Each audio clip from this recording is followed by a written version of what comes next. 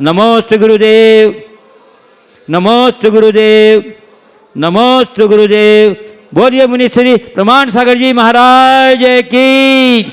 और अब मैं पूज्य संधान सागर जी महाराज चरण कमलों में प्रार्थना करता हूँ कि हे गुरुदेव, घनश्याम महाराज की गति को आगे बढ़ाते हुए हम सबको कुछ करें। नमोस्तु महाराज श्री।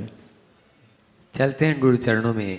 आज नमोस्तु पूर्वक अपन यह संकट समाधान का सत्र प्रारंभ करें। नमी आशीष जैन भंडार ठेकेदार परिवार गुणायतन ट्रस्टी। नमोस्तु महाराज श्री। मंचासीन सभी मुनिराजों के चरणों में त्रिबार नमोस्तु नमोस्तु नमोस्तु। महाराज श्री, मेरी जिज्ञासा यह है, कभी कभी जीवन में ऐसी परिस्थिति आती है कि हम अपने जीवन में वैसे तो हमेशा पॉजिटिव रहते हैं, लेकिन कभी कभी ऐसी सिचुएशन बनती है कि हम नेगेटिविटी से भर जाते हैं। तो उस स्थिति में हम इस नेगेटिविटी को कैसे दूर करें और अपने जीवन में आत्मविश्वास को कैसे बनाएं? नमोस्तु महाराज श्री। जीवन में नेगेटिविटी से कैसे बचे? देखिए, जब कभी भी इस तरह की स्थिति आती है, उस घड़ी में हमें कुछ ऐसे सूत्र वाक्यों को दोहराना चाहिए जिनसे हमें सकारात्मक प्रेरणा मिले। ऐसे व्यक्ति से संपर्क साधना चाहिए जो हमें सकारात्मक प्रेरणा दे। ऐसे व्यक्ति का चरित्र पढ़ना चाहिए जिन्होंने संघर्षों के मध्य भी सकारात्मकता के बल पर जीवन की ऊंचाई पाई। उनसे अपना संपर्क पाने से प्रेरणा मिलती और गुरुओं के आदर्श वाक्यों को याद करना चाहिए, दोहराना चाहिए। इससे चीज़ें बदलती और मन को एक मोटिवेशन मिलता है। आत्मविश्वास को बढ़ाए रखने के लिए हमेशा अध्यात्म को आत्मसात रखना चाहिए। अपने आत्मा के अजर अमर अविनाशी स्वरूप को ध्यान में रखना चाहिए। जिसका आत्मा का विश्वास सच्चा होता है, उसका आत्मविश्वास भी पक्का होता है। तो हम आत्मा के विश्वास को पूरी तरह जागृत करें, आत्मविश्वास बढ़ जाए। नमोस्तु महाराज श्री। नमोस्तु महाराज श्री। प्रमोद रोहित ऋत्विज जैन हजारीबाग गुरु चरणों में अपना प्रश्न करें। महाराज जी के चरणों में त्रिकाल बार नमोस्तु नमोस्तु नमोस्तु। महाराज जी, हमारा प्रश्न है कि हमने पिछले जन्म में ऐसे क्या कर्म किए जो हमें जैनी कुल मिला, और हम ऐसे क्या कार्य करते रहे जो हमें अगले जन्म में भी जैनी कुल मिले? निश्चित रूप से अच्छा कर्म किया, इसलिए तुम्हें ऐसा कुल मिला। जैन कुल में जन्म लेने का मतलब एक ऐसे कुल में जन्म लेना जिसमें पीढ़ियों से हिंसा नहीं हुई। अगर हिसाब लगाओगे, तुम्हारा डीएनए टेस्ट किया जाए तो डीएनए में अहिंसा मिलेगा। ये तुम्हें गर्व होना चाहिए। नमोस्तु नमोस्तु नमोस्तु। दया पालन, धर्म के अनुपालन से ऐसी अनुकूलताएं मिलती है। तुम पूछ रहे हो ऐसा क्या मिले कि आगे भी जैन कुल मिले। मैं कहता हूँ जैनी तो बन गए, अब जैन मत बनो, जिन बनो। समझ गए? और जिन बनने के लिए मुनि मार्ग को अंगीकार करो, रत्नत्रय का आलम्बन लो, जिससे जैन तो बनोगे ही बनोगे, जिन भी बन जाओ। नमोस्तु नमोस्तु नमोस्तु महाराज जी। ब्रह्मचारिणी वर्षा दीदी, राजुल दीदी, टीकमगढ़। नमोस्तु महाराज श्री। मुनि संघ के चरणों में भी नमोस्तु महाराज श्री। अभी 10 लक्षण पर्व आने वाले हैं और उसमें शिविर भी, श्रावक संस्कार शिविर का आयोजन इस वर्ष युवा वर्ग के लिए रखा गया है।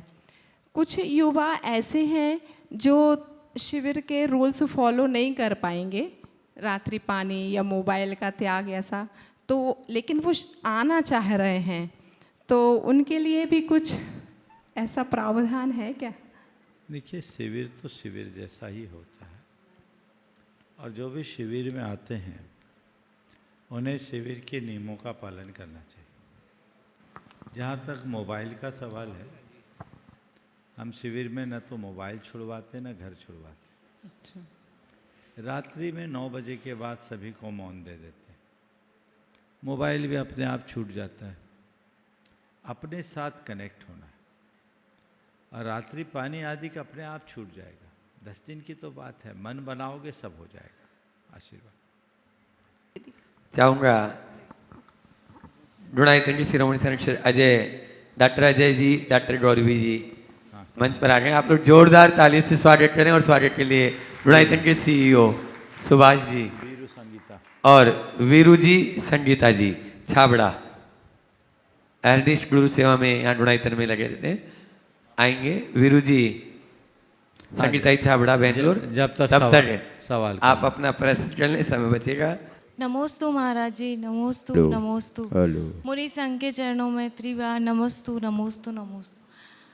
महाराज जी, मेरा ये प्रश्न है कि आपने जो भावना योग बताया था, तो क्योंकि मैं भी डेंटिस्ट हूँ, ये भी डॉक्टर हैं, तो जब किसी पेशेंट का ट्रीटमेंट हो जाता है तो हम उसे भावना योग का वो एक मूल मंत्र दे देते हैं कि आपको मैनिफेस्ट करना है कि मैं स्वस्थ हूँ और मैं मस्त हूँ, तो उसका फ़र्क बहुत पड़ता है।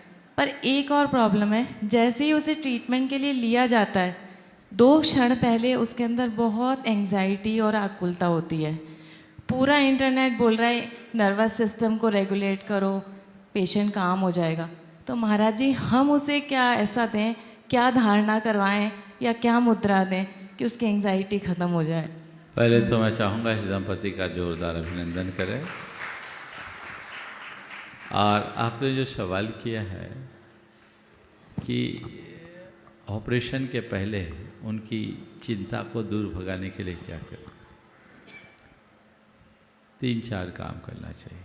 पहले तो पेशेंट को कहना चाहिए बहुत सामान्य सा ऑपरेशन है, कोई बात नहीं है, हम रोज़ ऐसे करते हैं जैसे फोड़ा फुंसी का ऑपरेशन होता है, चिंता मत करो। जी महाराज। थोड़ी देर की बात है और 2 दिन में हील हो जाएगा। जी। तो उसके मन का हवा निकाल दीजिए। फिर दूसरी बात उन्हें ये कहिए कि ये जो बीमारी है एक सर्जरी है, हम ठीक होने जा रहे हैं, इसलिए हमें घबराना नहीं है। बीमारी हमारी पकड़ हो गई, आ गई है, हम ठीक हो जाएंगे। जी। हमारी वेदना हमें सहन करना है, थोड़ी देर की वेदना हम सहन करेंगे तो पूरे जीवन हम ठीक रहेंगे। हमें ठीक रहना है, मैं स्वस्थ हूँ और मुझे स्वस्थ रहना है, जी। ये बात उनके दिमाग में बिठाएं। और चौथी बात बोलिए कि अगर आपको सही होना है तो अपने मन की चिंता से मुक्त होना होगा। अब डॉक्टर के पास आ गए, चिंता आपकी नहीं मेरी है, आप सारी चिंता मुझे सौंप दीजिए। अब आपको कुछ नहीं करना, जो कुछ करना मुझे करना, सब ठीक होगा। ऐसा करने से बदलाव है। नमस्ते महाराज। एक बार जोरदार तालियां उनके लिए। और उसके बाद में विक्रम जी जैन अंबिकापुर शिरोमणि संस्कृत गुणायतन। नमोस्तु महाराज श्री। महाराज श्री, मैं जितने भी आपके समाधान लेता हूँ मैं उसको अपने जीवन में बखूबी आत्मसात करता ही हूँ। गुरुदेव, आज का मेरा प्रश्न है कि जब मैं सुबह उठता हूँ तो मैं आध्यात्मिक रहता हूँ महाराज श्री, उसके बाद मैं मंदिर पहुँचता हूँ तो धार्मिक हो जाता हूँ, गुरु देव दर्शन करता हूँ, फिर मैं अपने कार्यस्थल में पहुँच के व्यावसायिक हो जाता हूँ महाराज श्री, 7-8 घंटे वहाँ रहता हूँ। फिर जब घर आता हूँ तो आत्मचिंतन करता हूँ, आत्मबोध करता हूँ और कुछ अपने विचारों को देखता हूँ, उस पर कुछ काव्य आपके लिए बनाता हूँ महाराज श्री। मगर महाराज श्री, अब मेरी शंका ये है कि जब मैं धार्मिक स्थल पे रहता हूँ तो व्यावसायिक विचार आते हैं, व्यवसाय में बैठा रहता हूँ तो आध्यात्मिक विचार आते हैं, और रात को जब मैं अपना आत्मचिंतन कर रहा होता हूँ तो आध्यात्मिक विचार आते हैं। तो गुरुदेव, इसको हम इक्विलिब्रियम या फिर हम बैलेंस कैसे करें? और साथ ही गुरुदेव, एक भक्त को उनके गुरु ही सबसे अच्छा पहचानते हैं, तो गुरुदेव मेरा ये भी बोध करें कि मैं हूँ कौन। देखो, जहाँ तक सवाल है विचारों के सम्मिश्रण का, तो इसका एक ही कारण है, वो है मेंटल फाइलिंग की कला का अभाव। आप लोग कंप्यूटर में बहुत सारी फाइलें रखते हैं, जिस समय जो फाइल चाहते वही खुलती कि कोई भी खुल जाती है? अगर आपकी फाइलिंग प्रॉपर है तो आप जो चाहेंगे वही फाइल खुलेगी, दूसरी फाइल नहीं खुलेगी। और फाइलिंग प्रॉपर नहीं है तो आप घूमते रहोगे। तो हमें मेंटल फाइलिंग की कला विकसित करनी चाहिए। जिस समय जो काम करो उसमें डूब कर करो, और काम पूर्ण होते ही जैसे दूसरा काम हाथ में लो उसको पूर्ण विराम दो। अगर बात उभरे भी तो ये अभी तुम्हारा वक्त नहीं है, तुम्हारा नंबर आएगा, अभी हमें इस पर बात करना है। अगर ये अभ्यास थोड़े दिन हो जाए तो चित्त सधता है, अन्यथा मन का संस्कार मनुष्य को व्यग्र और बेचैन करता है। वो ऐसी क्रियाओं में लगता जाता है और उलझता भी जाता है। तो उलझन से अपने आप को बचाना और इस दिशा से अपने आप को मुक्त रखने के लिए अभ्यास करना चाहिए। और मैं कौन हूँ ये गुरु बता सकते हैं। मैं कहता हूँ गुरु से इतने दिन सीखा है तो ये सवाल खुद से पूछो, गुरु से मत पूछो। समझ गए? एक बार ऐसा हुआ, एक पहुँचे हुए संत थे और उनकी ख्याति सुनकर वहाँ का नगर सेठ गया। संत के पहले उनके शिष्य से कहा कि मैं आया हूँ और मैं जानना चाहता हूँ मैं कौन हूँ। उनने एक तमाचा खींच के मार दिया। बड़ा पता लगा, नगर सेठ किसी संत के पास आया और सवाल कर रहा, उसे चाटा मिल रहा है। अंदर गया संत के पास, शिकायत किया, बोले मैंने आपके शिष्य से बात की, एक सवाल किया, उसने चाटा मार दिया। बोले क्या सवाल किया था? मैंने पूछा था मैं कौन हूँ, चाटा मारा। बोला गनीमत है मुझसे नहीं पूछा, नहीं तो मैं डंडा मारता। गनीमत है ये सवाल तुमने मुझसे नहीं पूछा, नहीं तो मैं डंडा मारता। बोले गुरुदेव इसमें मेरा क्या अपराध? बोले जो सवाल खुद से पूछना चाहिए वो मुझसे पूछता है। तो मैं कौन हूँ इसे किसी और से नहीं, खुद से जानने की कोशिश करो तो रास्ता खुले। नमस्ते। अपने बीच में दिल्ली से डॉक्टर जय कुमार उपाध्याय, एक बार जोरदार ताली से इनका भी स्वागत अभिनंदन करें। NL जैन साहब और निर्मल जी, सुभाष जी CEO वहीं पर है, उनका स्वागत अभिनंदन करेंगे। और उसके बाद तैयार रहेंगे गुणायतन के कर्मठ जुझारू आर्किटेक्ट विदिशा से चंद्रशेखर जी। मैं भी चाह रहा हूँ उनका भी सम्मान तुरंत हो ही जाए। NL जैन साहब भी पहुँच जाए। नहीं, उनका सम्मान तो मैं अपने शब्दों से, और मेरे हाथ में दुपट्टा है, बहुत उससे मैं खुद बहुत सुंदर, बहुत सुंदर। बहुत ही बढ़िया। आप लोग जोरदार तालियों से चंद्रशेखर जी अहरनीश गुणायतन के लिए गुरु ये जिम्मेदारी मुझे देंगे आप। चलिए बहुत बढ़िया। हाँ हाँ, परम पूज्य मुनिश्री के चरणों में अत्यंत श्रद्धापूर्वक वंदन करते हुए समस्त संघ के चरणों में भक्तिपूर्वक वंदन। शंका समाधान में आज मैं पूज्य गुरुवर के सामने वो बात रख रहा हूँ जो मैंने 71 साल की उम्र में जो नहीं पाया था। वो क्या नहीं पाया? शिल्पकला, स्थापत्य कला, मूर्तिकला, प्रतिमा विज्ञान, आध्यात्मिक वास्तु, आवासीय वास्तु, औद्यमिक वास्तु, वाणिज्यिक वास्तु, इन सभी विधाओं में मैंने देश में, विदेश में, दिल्ली में और अमेरिका में भी काम कर चुका। लेकिन आज मैंने गुणायतन प्रांगण में आकर के एक ऐसे हस्ती को जो गुरुदेव ने बनाया है, ये जैन समाज का वैभव है और स्थापत्य शिल्प, मैं सुबह से 10-10 ग्रंथों के व्याख्यान आपसे सुन रहा हूँ। मैंने आचार्य विद्यानंद जी के सानिध्य में पला, मैं आचार्य विद्यासागर जी का शिष्य रहा, उन्हीं के प्रदेश का रहा, देशभूषण जी का भी रहा। लेकिन मैं दुखी होता रहा कि जैन समाज का एक आर्किटेक्ट बन नहीं पाया मंदिर बनाने के लिए। लेकिन आज यहाँ आकर के मैं अपने जीवन को सार्थक मान रहा हूँ। गुरुदेव, आपने जैन जगत को एक, जैसे सौधर्म इंद्र का कुबेर प्रथम स्थपति है, आज आपके गुणायतन का एक कुबेर है और स्थपति है। सुबह से लेकर शाम तक जितनी बातें मैंने उनके नाप तोल सूत्रधार की व्याख्यान, स्थापत्य कला की जो बातें गहराई से देखी है, ये तो विद्वान अंग्रेजी के हैं, मैं तो संस्कृत प्राकृत का विद्यार्थी हूँ। लेकिन इंग्लिश भाषा में पढ़े हुए विद्वान उस मूल ग्रंथों का व्याख्यान करते हुए मंदिर निर्माण कर रहे हैं।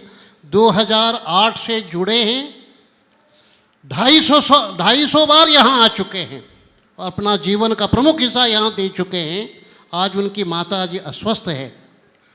मेरे सामने जब प्रस्ताव आया, गुरुदेव ने खूब आशीर्वाद दिया। मेरे से आशीर्वाद फोन पर बात करके दिलवाओ ये कहा। इससे बढ़कर के हृदय विशाल और किसी साधु का नहीं देखा मैंने। महानुभाव, मैं प्रशंसा नहीं कर रहा हूँ, मैं वास्तविकता को महसूस कर रहा हूँ। जीवन के पड़ाव बहुत देखे। आज मैं मेरे अपने हाथ से ही आदरणीय श्री गुनायतन के धनपति कुबेर प्रथम स्थपति का, भारत का ये स्थपति है, इनका मैं अभिनंदन करता हूँ। बहुत सुंदर, बहुत जैन समस्तिका में अभिनंदन तालियां करता हूँ। जोरदार। जय साधु। और अंत में प्रश्न के लिए मैं खड़ा था, शंका मेरे मन में। गुरुदेव, छोटी सी शंका। विद्या और ज्ञान है, वृद्धियाँ भी है। बहुरूपिणी विद्या रावण ने प्राप्त कर ली थी, ये विद्या है। लेकिन विद्याधरों के पास कौन सी विद्या है? रावण भी विद्याधर था, विद्या भी प्राप्त करता था। और रुद्धिधारी बुद्धि, रुद्धि के मुनिराज भी है, उनके विक्रियाँ भी है। क्या चक्रवर्ती के पास भी विक्रियाँ है क्या? ये मेरा एक छोटा सा जिज्ञासा है। नमोस्तु गुरुदेव। चक्रवर्ती के पास पृथक विक्रिया होती है जी। और उसी से वो विभिन्न रूप बनाता है, इसलिए चक्रवर्ती विक्रियाधारी। परंतु विक्रियाधारी होना और विद्याधारी होना, इसमें अंतर। जी। बहुरूपणी आदि जो विद्याएं हैं, जो मूल रूप से 14 विद्याएं, मुझे लगता है ये तो साधित करने पर ही प्राप्त होती है। विद्याधरों के पास जो विद्याएं हैं, यद्यपि कहीं स्पष्टोल्लेख देखने को नहीं मिला, आपने भी इसको गहराई से समझा होगा, पर जितना मैंने समझा, मुझे लगता है कि कुछ विद्याएं विद्याधरों को परंपरागत रूप से प्राप्त होती थी। वो सुनिश्चित नहीं कि यही विद्याएं होंगी। वो परंपरागत से विद्याएं उनको जन्मता होती, इसलिए वो विद्याधर कहलाते।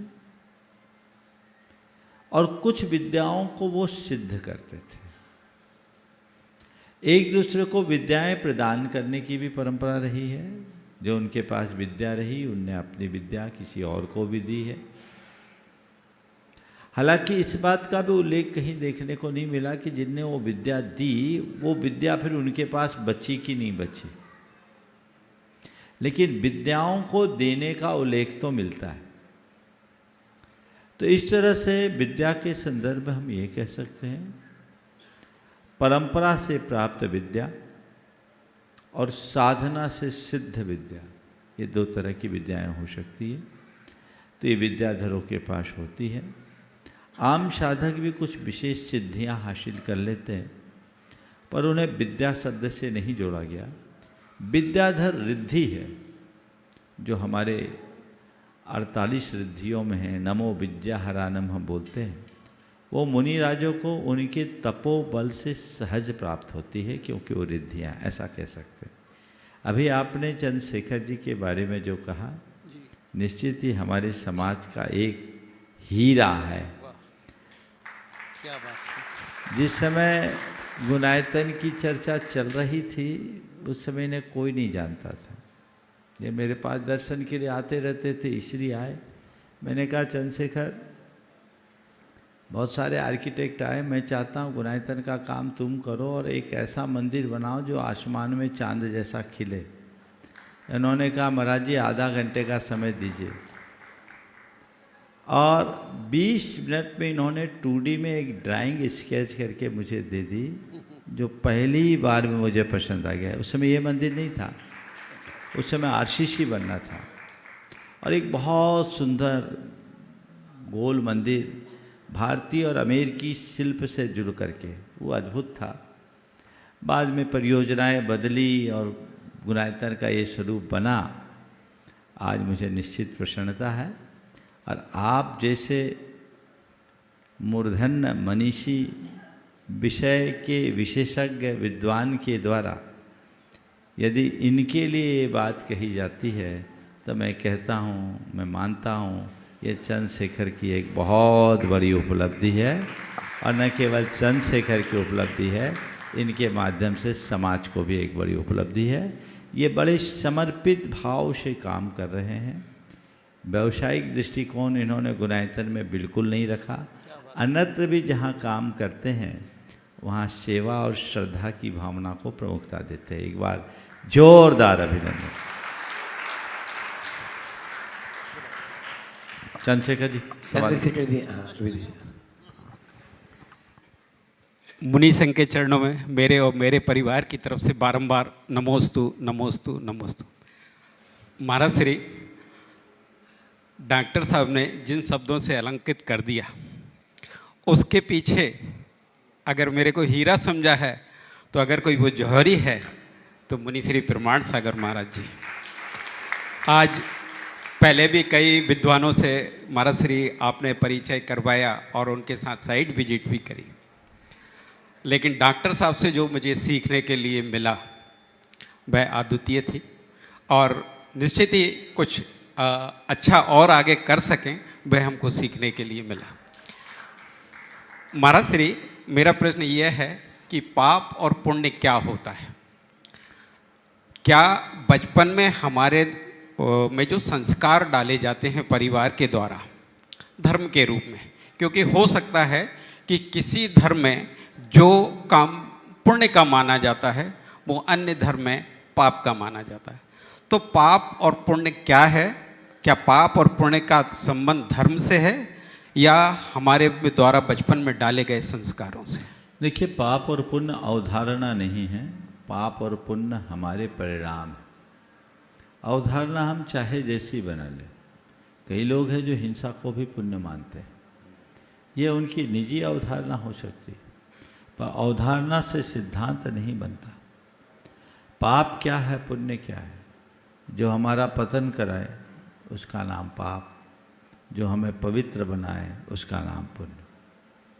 ये दोनों हमारी भावनात्मक स्थिति है। दूसरे शब्दों में कहें तो मन की शुभ परिणति का नाम पुण्य है और मन वचन काय की अशुभ परिणति और प्रवृत्ति का नाम पाप है। हमारी कैसी परिणति है, हमारी कैसी प्रवृत्ति है, उसके अनुरूप पुण्य और पाप को हम सुनिश्चित कर सकते हैं। लोक में प्रचलित अवधारणा के अनुसार पाप पुण्य की सबकी अलग अलग व्याख्याएं और विवेचनाएं हैं, लेकिन यथार्थ पुण्य और पाप के संदर्भ में जैसा मैंने कहा, ये अवधारणा नहीं, हमारे परिणाम। नमोस्तु महाराज श्री। कहता गुरु चरणों में अपना प्रश्न करेंगे। नमोस्तु महाराज श्री। महाराज श्री, हमारा प्रश्न हम जैसे सभी मेरे क्लास के जितने भी लोग हैं सभी के तरफ से है।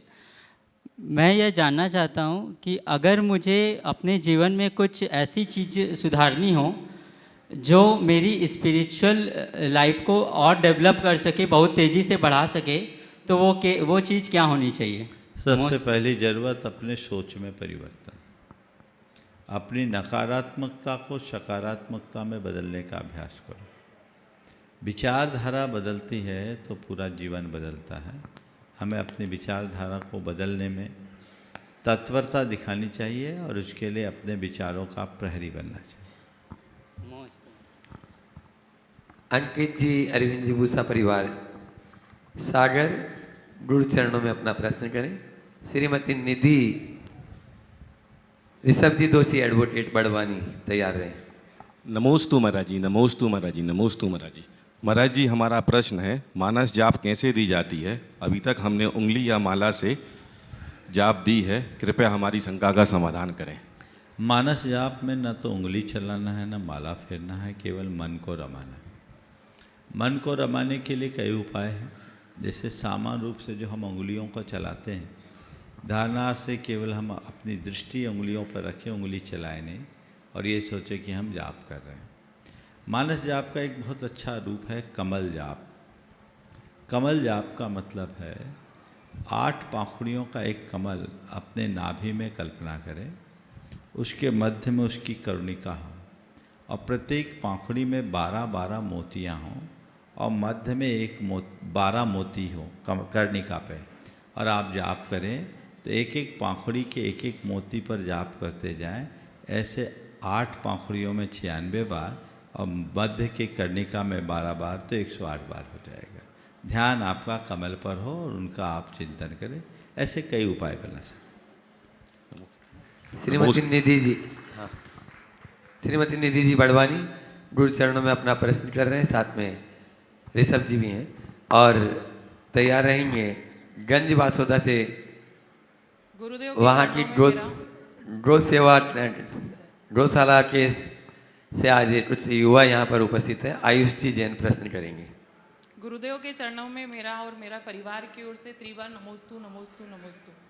गुरुदेव, मेरा प्रश्न है, किसी के व्यवहार से, आचार और विचार से हम उसके प्रति पूर्वाग्रह से ग्रसित हो जाते हैं और वास्तविकता में जैसा हम सोचते हैं वैसा होता नहीं है, तो इससे कैसे बचा जाए?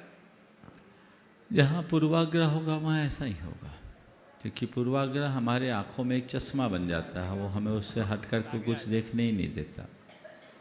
उसका तरीका एक ही है कि हम पूर्वाग्रह को त्यागें, और पूर्वाग्रह को वही त्याग सकता है जिसके हृदय में क्षमा का भाव हो, द्वेष और दुर्भाव मिटे, प्रेम की भावना विकसित हो, तो बस।